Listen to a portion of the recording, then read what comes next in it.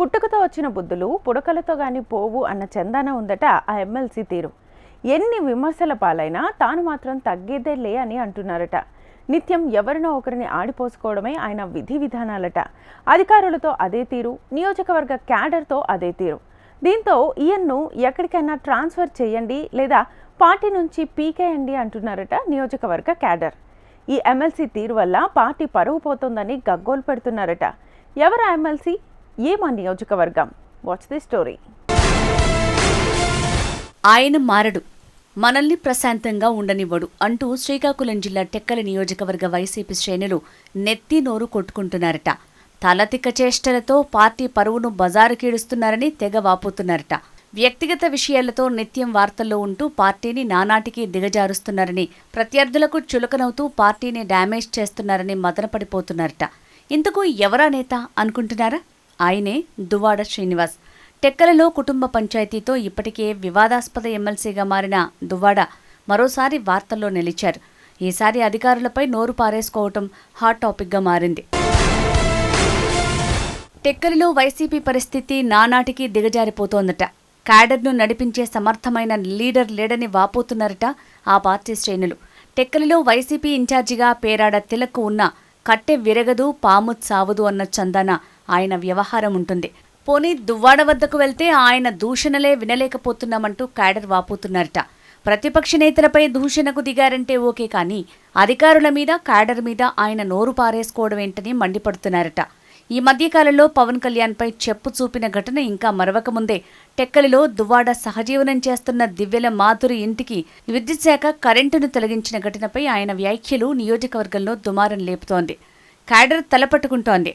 ఇంత తెలిసినా తాడేపల్లి ప్యాలెస్ నుంచి కానీ ఉత్తరాంధ్ర ఇన్ఛార్జ్ కురసాల కన్నబాబు కానీ మిన్నకుండిపోవటం ఏంటని క్యాడర్ ప్రశ్నిస్తోంది.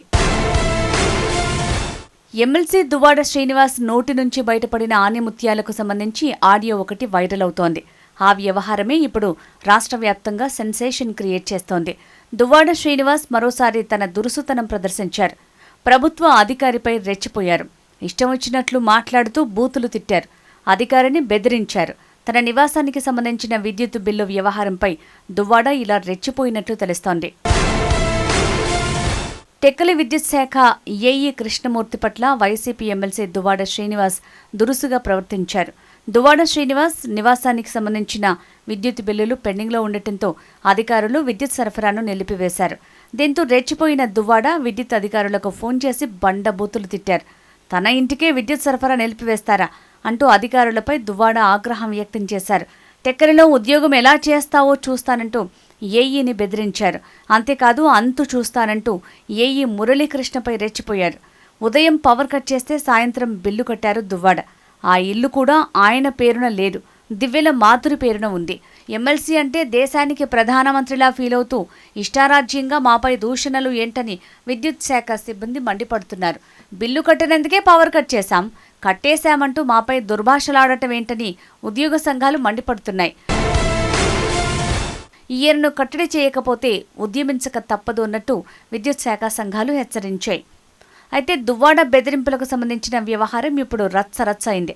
ఆయన మాట్లాడిన మాటలన్నీ ఫోన్లో రికార్డ్ అయ్యాయి. ఆ ఆడియోను సోషల్ మీడియాలో పోస్ట్ చేయడంతో అది కాస్త వైరల్ అవుతోంది. ఇప్పటికే అనేక వివాదాల్లో ఇరుక్కున్న దువ్వాడ ఇప్పుడు ఏఈని బెదిరించి మరో వివాదంలో చిక్కుకున్నారు. అధికారం ఉందనే అహంకారంతో ఏఈని బెదిరించిన దువ్వాడపై చర్యలు తీసుకోవాలని నెటిజన్లు డిమాండ్ చేస్తున్నారు. దువ్వాడ తీరుపై తీవ్ర ఆగ్రహం వ్యక్తం చేస్తున్నారు. బాధ్యతగల పదవిలో ఉండి విధులు నిర్వర్తించే ఉద్యోగులపై నోరు పారేసుకోవడం ఏంటనే చర్చ నడుస్తోంది. కూటమి సర్కార్లో రాజకీయ ప్రత్యర్థులపై కక్ష సాధింపు చర్యల్లో భాగంగానే ఇలా ఉద్యోగులను అడ్డం పెట్టుకుని ఇబ్బంది పెట్టే ప్రయత్నం చేస్తున్నారని వైసీపీ వాదన.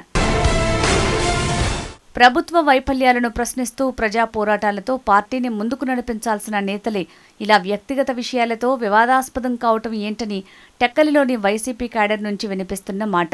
ఇలాంటి వ్యక్తి ఒక పార్టీని క్యాడర్ను ఏం పట్టించుకుంటారని ప్రశ్నిస్తున్నారు. ఈ ఎమ్మెల్సీ తీరు వల్ల పార్టీ పరువు పోతోందని గగ్గోలు పెడుతున్నారట. తీరు మార్చుకునేలా ఇప్పటికైనా అధిష్టానం హెచ్చరించాలని, లేని పక్షంలో పార్టీ ఇంకాస్త డ్యామేజ్ అయ్యే ప్రమాదం లేకపోలేదని వాపోతున్నారట.